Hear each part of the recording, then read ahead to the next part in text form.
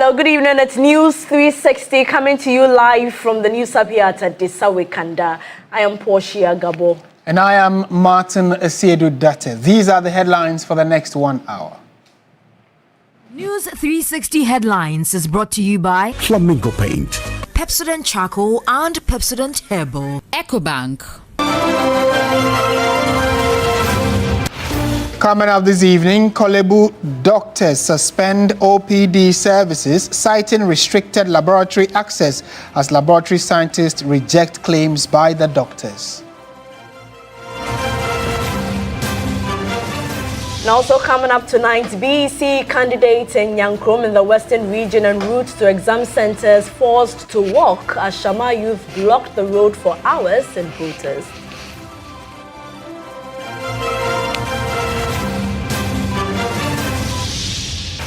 Later in the bulletin, some low-vision BECE candidates struggle to read exam papers as WAEC fails to provide large print materials despite clear accessibility guidelines. Coming up in business news, World Bank projects global commodity prices to rise 16% in 2026 since 2022, presenting a double-edged sword for Ghana.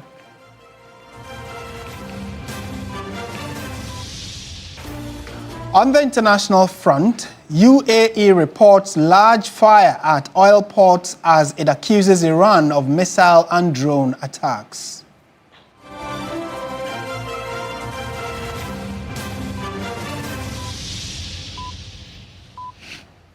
We are live around the world on 3news.com. We are also streaming on Facebook and on YouTube. In our very first story, 45,116 students across the Western region began writing the BECE on Monday, May 4. But for some candidates at Shama Nyankrom, the exam did not start on time. Angry youth blocked the main road for hours, burning tires and holding up trucks, and the BECE candidates, Irama Smith reports. On Monday morning, the youth of Shama Nyankrom followed through on their threat. They blocked the road to stop trucks carrying clay to Twyford Ceramics and Marco Polo Tiles, two of the biggest tile and water closet manufacturers in the country. The protesters burnt car tires to shut down the road. Even with police present, BECE candidates and their teachers were held up for hours. The leader of the Nyankrom Concerned Youth says their action follows government silence on their 1-month ultimatum to return contractors to site. He says heavy-duty trucks serving the tile companies have destroyed the road and warns the protest will continue daily until work resumes. Meanwhile, Nyankrom's youth say they will keep the pressure on until the road is fixed. This one is a warning. It's a warning. Painful. That's a one shot, one shot, one just 1.5 kilometers road. This is just the beginning. The demonstration will continue until we see a contractor on our road. But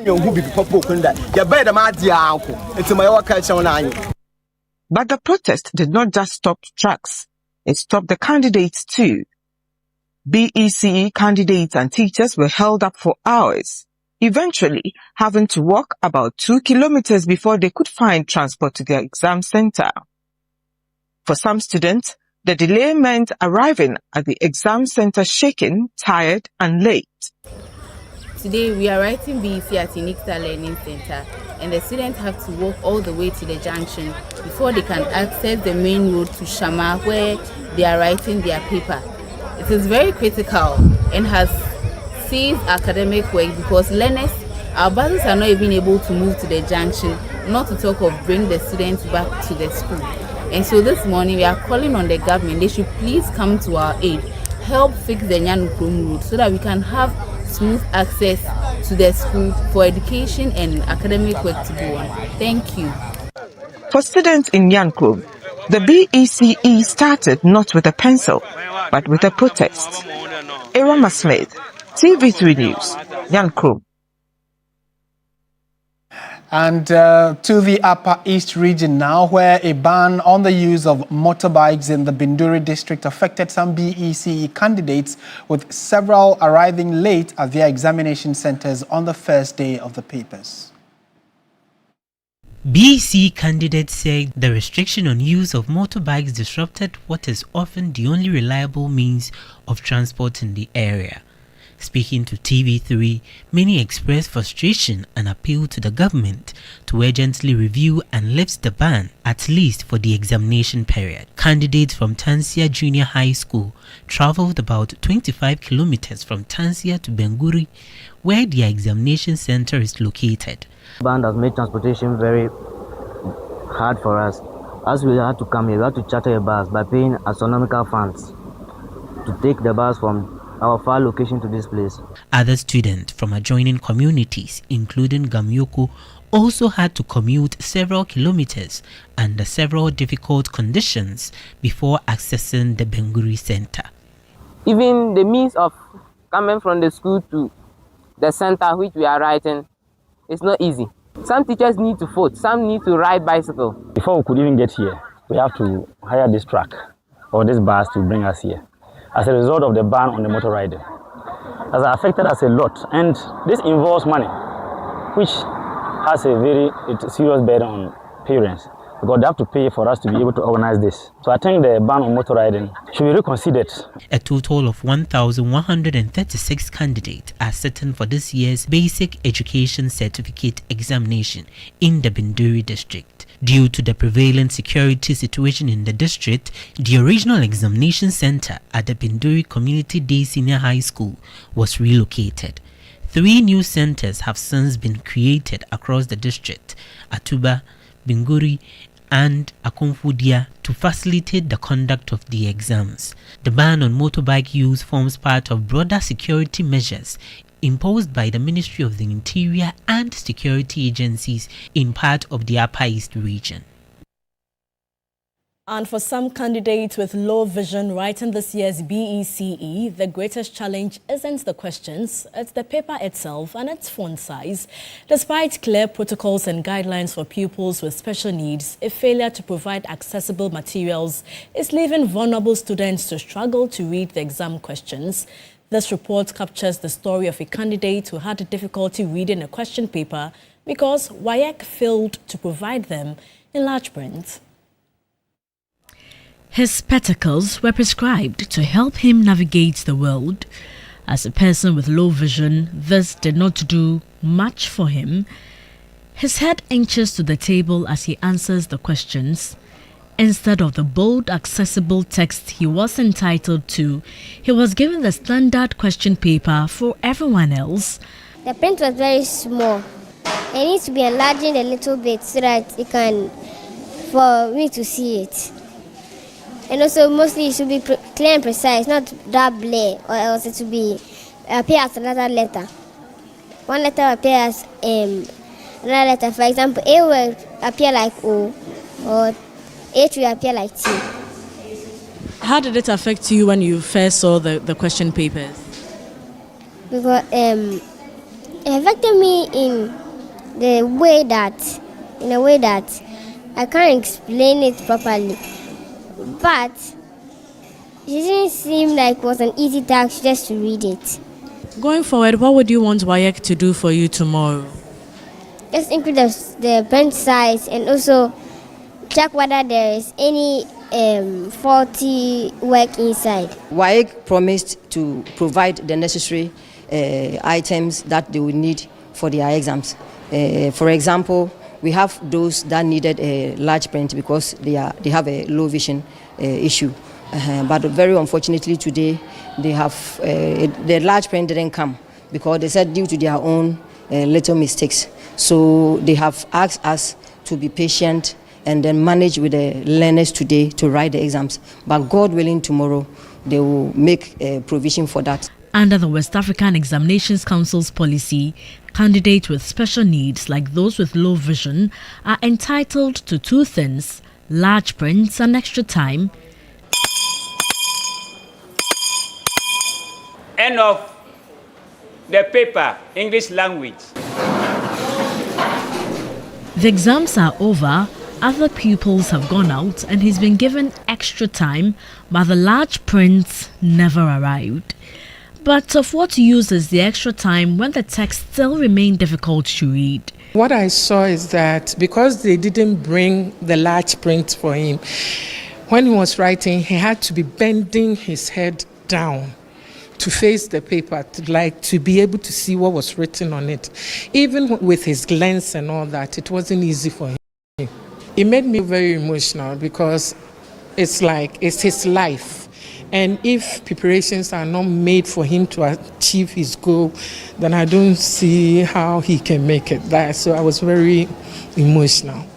According to the monitoring team for the BECE, WAEC has promised to remedy the situation for the remaining papers. Everything is moving smoothly, except for a few challenges, especially with our special learners. That we're expecting some materials to be brought, but I think that it didn't come today. So we're hoping that the days ahead, things will be done. Well, so we actually interacted with the head of public relations for the West African Examination Council, John Kapi, and he gave indications that usually there's a protocol in handling this, but maybe they are just not aware on that yet. Well, we are staying on the subject matter of the BECE and the Education Minister, Haruna Idrisu, who toured a number of the BECE examination centers in the Seshi-Wioso municipality of the Western region, cautioned invigilators against engaging in examination malpractices. To our invigilators, we expect nothing short of the highest standard of integrity. Last year, about 8 teachers were involved facilitating cheating, and they have been dealt with in accordance with law. About 8 of them have been convicted and sentenced, and they will be taken off the payroll of the Ghana Education Service. Away from the BECE, more than 1,000 doctors at the Kolebu Teaching Hospital have withdrawn outpatient department services, leaving many patients stranded. The doctors say the decision follows their inability to access medical laboratories within the hospital, a situation they describe as a direct threat to their ability to provide quality healthcare. Meanwhile, medical laboratory scientists have completely rejected the claims being peddled by the doctors. Our Labour Affairs correspondent Daniel Lupuku reports. For the past 12 to 14 years, unresolved tensions have existed between medical doctors and laboratory scientists over who should manage the laboratories. Historically, since the 1970s, laboratories have been under the supervision of medical doctors. However, this arrangement has increasingly been challenged by laboratory scientists, leading to long-standing disagreements between the two groups. Attempts to resolve the impasse, including efforts by the former Health Minister Kwekwa Jimamenu, have been unsuccessful. The issue has resurfaced, with laboratory scientists insisting they are professionally trained to manage the laboratories, while doctors maintain that they have traditionally overseen these operations.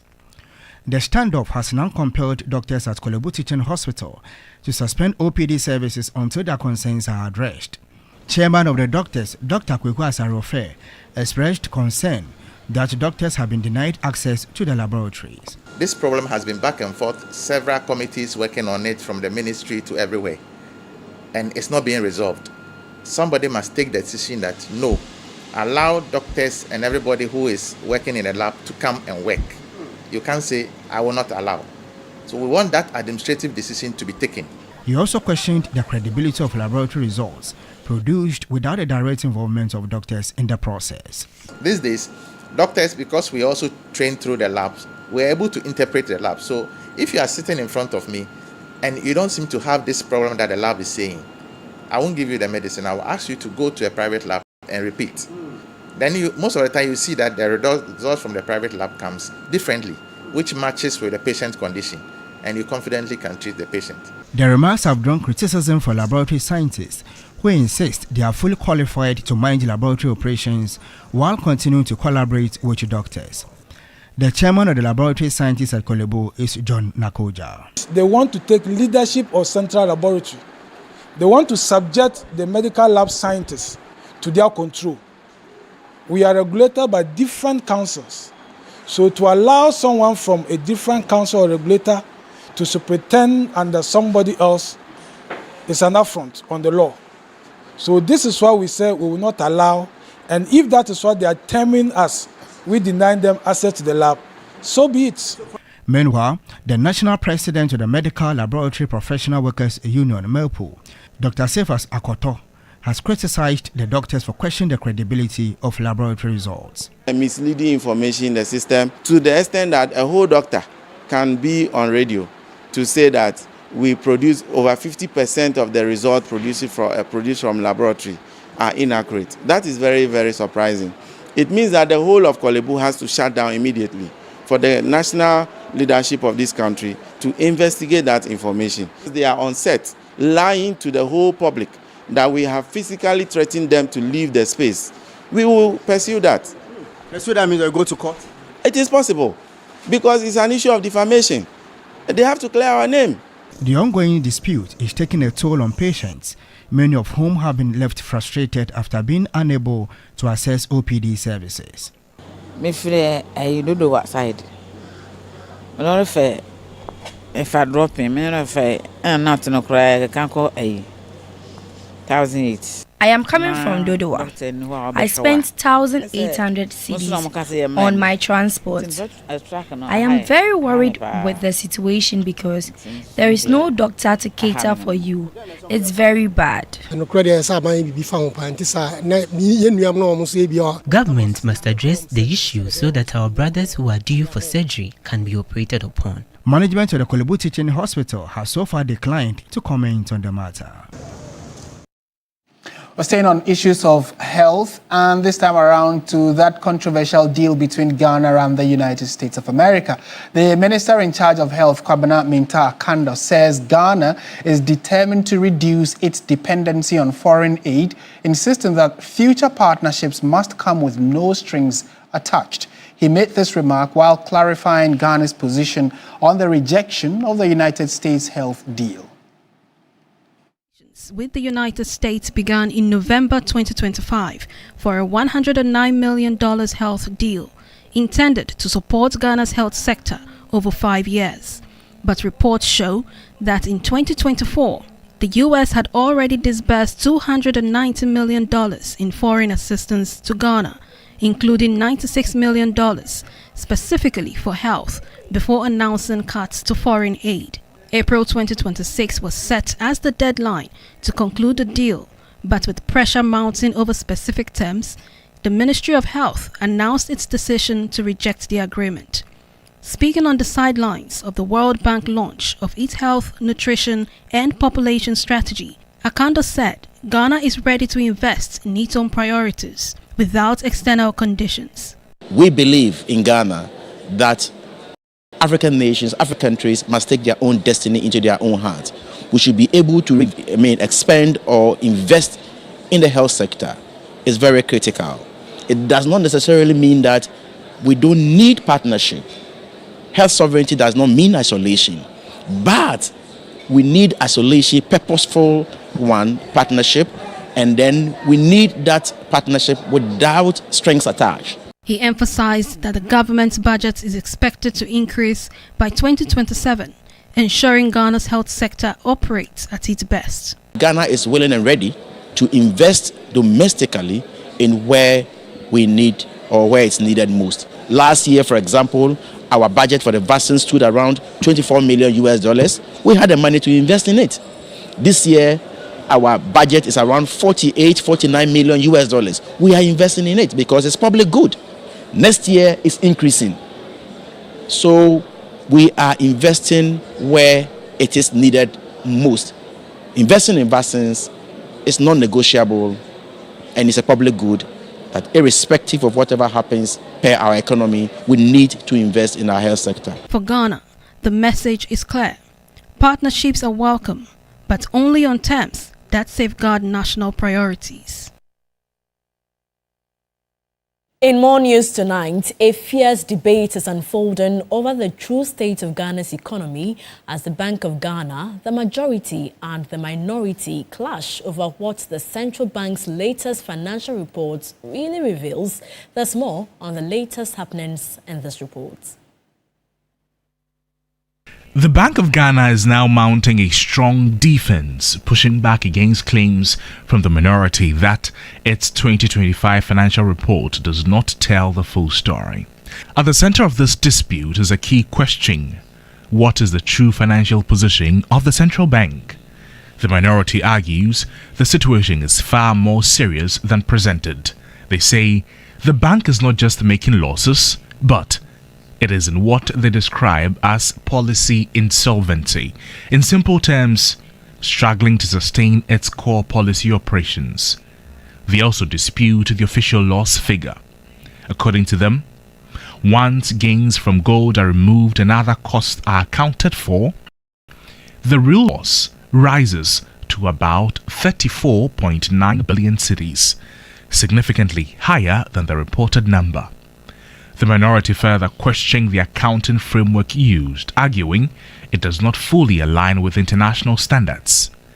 And on gold, they allege the bank used recent transactions to boost its financial position on paper and mask underlying weaknesses.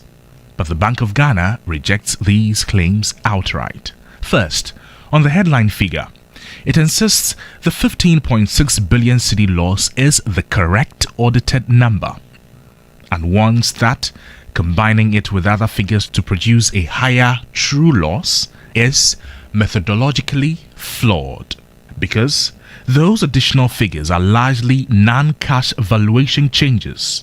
In simple terms, shifts in value on paper, not actual operating losses. Second, on gold, the bank says these are not distress sales, but part of normal reserve management.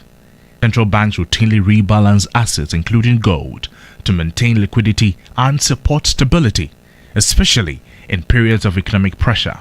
Third, claims of policy insolvency. The bank says this reflects a misunderstanding of how central banks operate. Unlike commercial entities, a central bank can continue to function even with losses because it is backed by the state and focused on policy outcomes. So in its view, the issue is not profitability, but stability. Then comes the question of cost. The minority points to over 16 billion cedis spent on open market operations, essentially money used to control liquidity in the system, and describes it as wasteful. But the bank's response is clear. That cost, it says, is the price of reducing inflation and stabilizing the currency. In a high interest rate environment, absorbing excess liquidity cannot be done at zero cost. And without these interventions, inflation would have remained higher and the cedi would have faced greater pressure. On accounting standards, the bank also pushes back. While the framework is not strictly meeting international standards, it is based on statutory provisions under the Bank of Ghana Act. And importantly, the accounts received an unmodified audit opinion, meaning auditors found no misstatement, no concealment, and no breach of reporting standards. So what we are seeing is not just a disagreement over figures. It's a clash between two interpretations of the same reality. The minority is pointing to the economic strain many Ghanaians still feel. The majority believes the bank's actions have helped stabilize the economy, and the Bank of Ghana is defending the policy decisions behind those outcomes. For now, the Bank of Ghana is standing by its numbers, its methods, and its decisions, insisting that what is being described as a crisis is in fact the cost of restoring stability to the economy. In more news this evening, Ghana's rise to the 39th position on the Global Press Freedom Index is being hailed as progress, but the industry remains under the strain from ethical breaches driven by misinformation and disinformation. As World Press Freedom Day is observed, media leaders warn that the country's fragile gains risk collapse without urgent reforms and uncompromising ethical standards. Ghana has made a significant leap on the Global Press Freedom Index in the last 12 months, climbing 13 places to 39th position and ranking 4th in Africa. Media actors attribute the progress to the upholding of democratic principles and professional values, particularly ethical journalism. However, incidents of attacks against journalists, concerns over accuracy in reporting, false claims, misrepresentation of facts, impersonation, and defamatory content continue to pose serious challenges to the profession. Marking this year's World Press Freedom Day, observed locally by University of Media, Art and Communication, UNIMAC GIJ, in collaboration with the Media Foundation for West Africa and the Ghana Journalists Association, speakers assess the current state of media practice. Former Vice-Chancellor of the University of Ghana, Professor Kwame Kakari, underscored media ownership by politically exposed persons as a tool for propaganda, urging institutions to establish strong in-house mechanisms for self-regulation. We need to strengthen the powers of the National Media Commission so that they are able to enforce and sanction media when they misbehave. The responsibility of a journalist is not only about news reporting and content creation, but also includes a significant contribution to peace building, national development, and democratic governance. Director of Monitoring and Evaluation at the Media Foundation for West Africa, Daniel Apofeje, while acknowledging Ghana's improvement in press freedom, called for stricter measures to guarantee the safety of journalists. We are therefore encouraged by the recognition of our role in promoting media freedom, monitoring violations, and media ethics, as well as advocating for journalists' rights across West Africa. Our partnership in this event reflects a shared responsibility to discuss challenges and, most importantly, shape solutions. Vice President of the Ghana Journalists Association, Rebecca Ekpe, spoke on behalf of the association. No journalist to face violence for doing their work.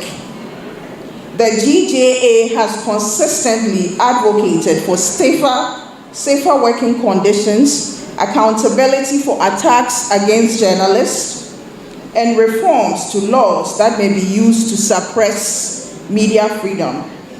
Without sustained accountability and protection for journalists, the country's gains in press freedom may prove short-lived. You're watching News 360. Business, sports, and entertainment are all coming up. Do stay.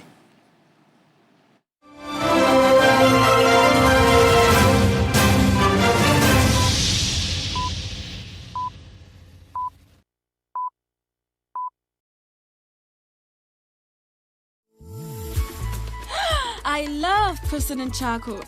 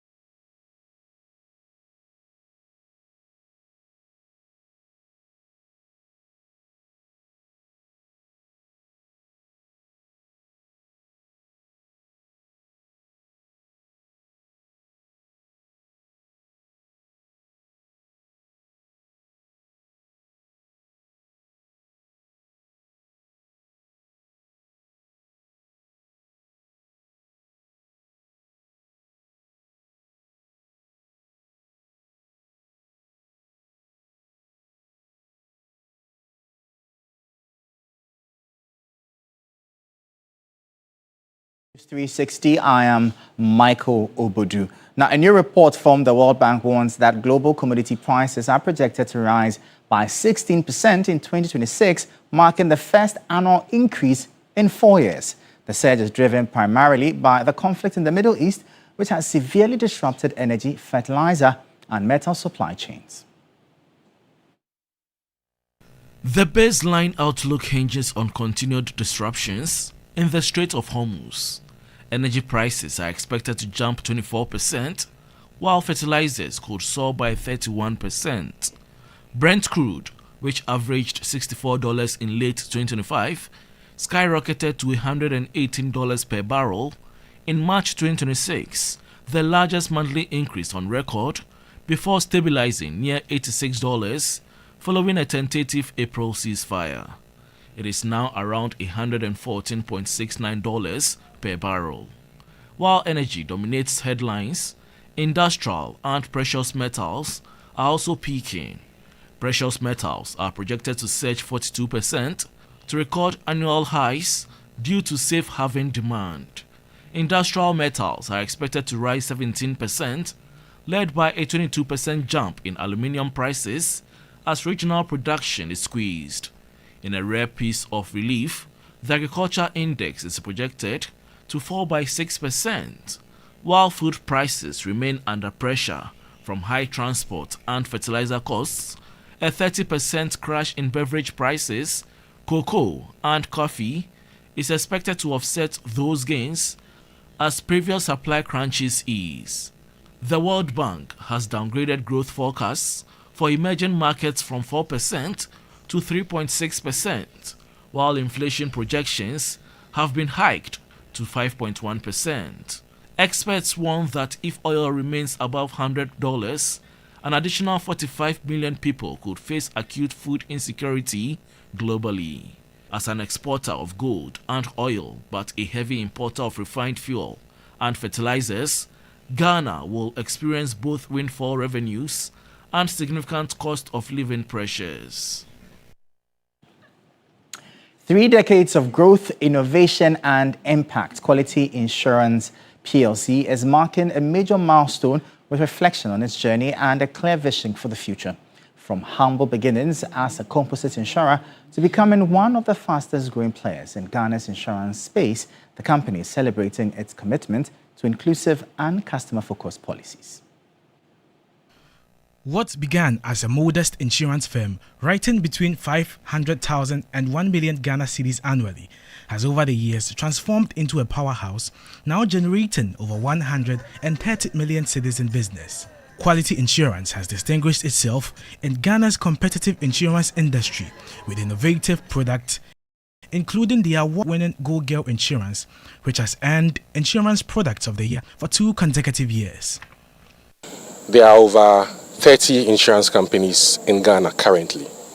Quality Insurance Company is the only insurance company in Ghana that provides courtesy cars for women that are involved in accidents. It's a unique innovation. What we are saying is that if you are a woman insured with Quality Insurance and you are involved in an accident, do not bother going to find another vehicle. We will give you an alternative vehicle to use. Beyond innovation, the company is also expanding its footprint. From its roots as a single composite insurer, it has grown into a group with subsidiaries including Quality Life and Quality Financial Trust, with another entity expected to launch soon. We have products for people who are 50 years and above, both male and female, which we call the Golden Age Policy. What this policy does is simple. We don't want you as a 50-year-old to be going to the hospitals, to be going to the labs, to go and do your labs. We're saying that once you're a client of Quality Insurance, right, and you are 50 years and above, we have an arrangement with Lancet and all those other major laboratories.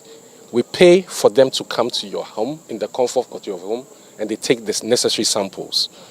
That is all that we do. As it celebrates this milestone, the company says its focus is shifting toward creating opportunities, particularly young people, while continuing to design products that respond to the needs of everyday Ghanaians. And that'll be all for the business segment here on News 360. I am Michael Obodu. We'll bring you updates now from the currency and the commodities market.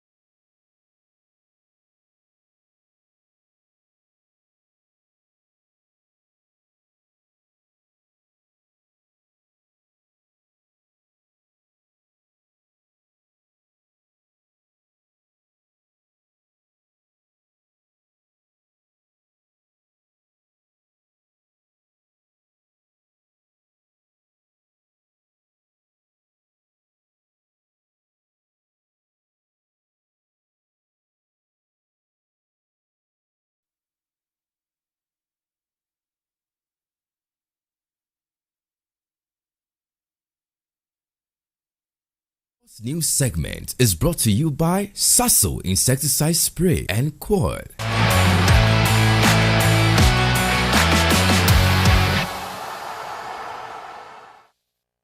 Hello, good evening, and welcome to the sports segment here on News 360 with me, Oreku Ampofo. A brace from Salim Adams against Binduri Gold Stars opened up a 5-point lead for Mediama Sporting Club at the summit of the Ghana Premier League, while Asante Kotoko suffered a third successive defeat against Dreams FC to leave the Porcupine Warriors winless in their last 4 games. My colleague Mutala Yakubu wraps up the action from matchday 13 in the following report.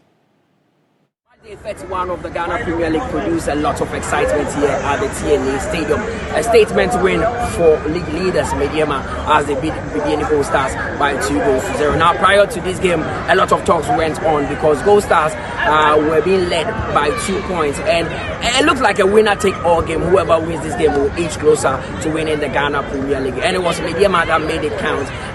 Somewhere early in the game, they got a penalty, and Salim Adams stepped up to convert to make it 1-0. Then in the dying embers of the first half, they got a free kick, and then Salim didn't employ the usual technique of just hitting the ball hard. This time he killed it past goalkeeper Emmanuel Kobe to make it 2-0. In the second half, it was a much improved performance from Gold Stars, but they could not equalize as Mediama held on to win. Now they've opened a 5-point gap between themselves and Gold Stars with 4 games to end the season. There's midweek action where Mediama will be traveling to face Bochum Chelsea, and Gold Stars will be playing at home as they welcome Samatex. But other results from other venues also saw Heartful go all the way to the Dr. Kwame Chase Sports Complex and beat Nations by a goal to nil. Asante Kotoko, they were in Accra and they lost by 2-0. So a lot of excitement from match day 31 of the Ghana Premier League, and even match day 30 is expected to bring more as we will see what really unfolds. But as it stands, Mediama are inching closer to the title. 5-point gap between themselves and, of course, Gold Stars. Let's see what happens in the last 4 games. Mutala Yakubu at the TNA Stadium in Tarkwa. Or to some more stories where Ghana forward Fatau Isaku was officially unveiled as the brand ambassador for Rush Energy Drink, a product of Trillium Industrial Company Limited. The following 3 Sports report has details on the unveiling, which took place on Sunday. Sunday, Black Stars forward Fatau Isaku was unveiled as the new ambassador for Trillium Industrial Company Limited's Rush Energy Drink. Fans and members of Trillium Industrial Company Limited welcomed the forward back to Ghana with a massive reception at the airport. Known for his energy on and off the field, Isaku expressed his excitement while outlining his goal to promote Rush Energy Drink on the global stage. Rush Energy Drink is an amazing brand, and I'm so happy to have this partnership with them. I can't wait for us to take the brand to the world. Meanwhile, the business development manager at Trillium Ghana Industrial Company Limited, Prinsela Awumi, explained the decision behind Isaku's selection as brand ambassador to promote Rush Energy Drink. We chose to go with him because he's young, he's youth. Rush Energy Drink is all about energy, and when you're talking about energy, you're talking about the youth. We thought of going with somebody who is a good brand ambassador for the youth as well. Looking beyond the shores of Ghana, Head of Events and Special Projects at Trillium Ghana, Kendrick Yehowada, explained the impact they aspire to achieve with Isaku. Engaging him basically has to do with, brand equity. We're looking at broadening the shores and the market share of the brand. With him on board, with his energy and performance, you look at Rush and you look at Fatau Isaku. As Trillium Industrial Company Limited continues to break boundaries with Rush Energy Drink, Isaku's ambassadorial role is seen as pivotal. We'll be bringing you more sports news and analysis when Sports Station comes your way at 9 p.m. later tonight. My name is Oreku Ampofo.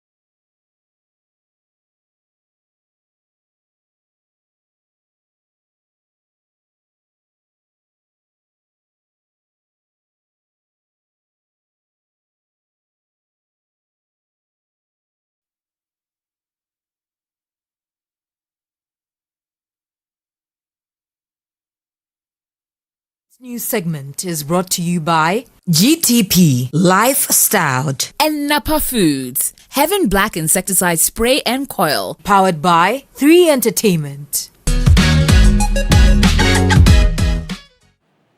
Good evening and welcome to the entertainment news segment here on News360. My name is Noella Donko.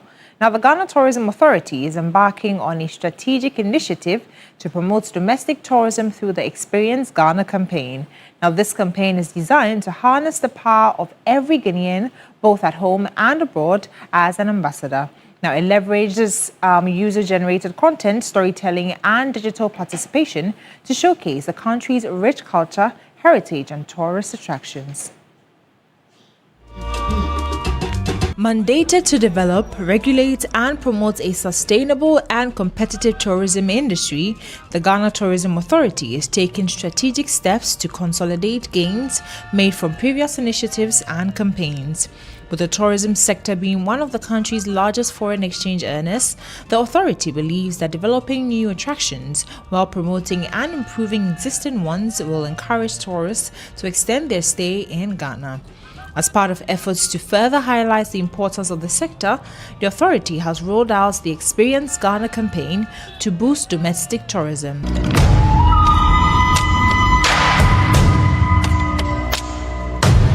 Create an original content, a video you yourself visited the site, experience the destination, and tell us why everybody should go to that destination or the attraction. According to the chief executive of the authority, the initiative is aimed at engaging citizens and building stronger interest in exploring local destinations. It's an intentional and deliberate effort to continue the promotion of domestic tourism.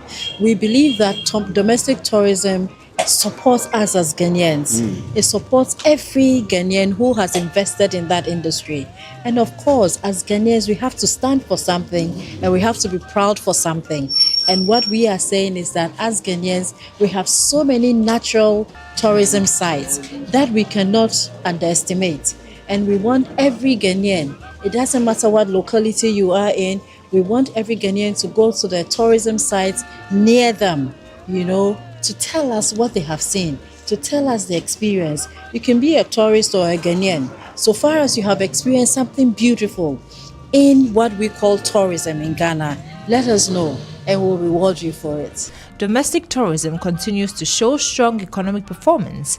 For the 2024-2025 period, expenditure by overnight domestic visitors stood at approximately 1.83 billion cedis, while total domestic tourism expenditure reached 6.69 billion cedis. Get Experience Ghana and win big. Well, that'll be all for the entertainment news segment here on News360. My name is Noella Donko. Thank you so much, Noella. On the international front, the United Arab Emirates Defense Ministry says it is defending itself against missile and drone attacks originating from Iran. Officials say a drone attack has sparked a large fire at a UAE oil port in Fujairah. Meanwhile, the U.S. says Navy destroyers and U.S.-flagged merchant ships have sailed through the Strait of Hormuz, with Iran claiming this is entirely false.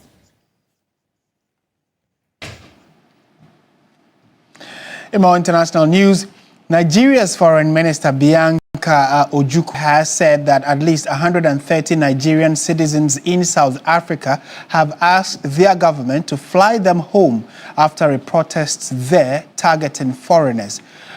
She indicated that they were the first to apply to a new scheme to repatriate citizens launched by Nigeria's government amid fears that confrontations in South Africa could escalate.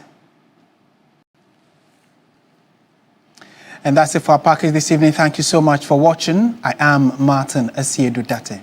And I am Portia Gabo. Do join Alfredo Cancer at 10 p.m. for Ghana Tonight. Good evening.